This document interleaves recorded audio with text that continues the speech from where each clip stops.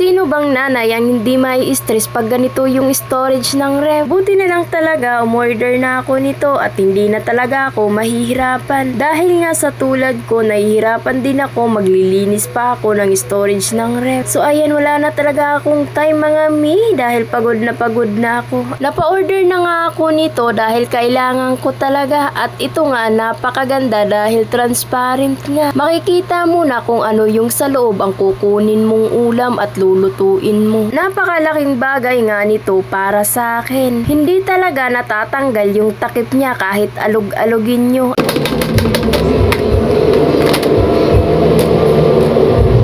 Sinubukan ko na nga, baka hindi pa kayo maniwala. Ang pinakamaganda nga rin talaga dito, may drain pa sa loob. Kaya pag hinugasan mo yung ulam nyo, hindi talaga siya masasawsaw. Ayan, sinubukan ko na. Nilagyan ko na dahil nagmamadali na ako at mapatunayan ko na rin sa inyo. So yan, nilagyan ko na siya. Ito nga mga mi, yung sinasabi ko dahil pag hinugasan mo yung hilaw na ulam, di talaga maiwasan na may mga tubig-tubig na matitira. Ang kinaganda talaga nito dahil may drain yung loob niya. So ayan, kung ayaw nyo ma-stress na ganito yung ref nyo, umorder ka na nito at mura lang naman. At ayan na nga, napatunayan ko na, yan na nga yung sinasabi ko sa inyo, hindi direct na masasawsaw dyan yung hinugasan nyo. At ang kinaganda pa nito, tingnan nyo naman, nagsakto lang din siya sa ref ko at napakalinis na rin.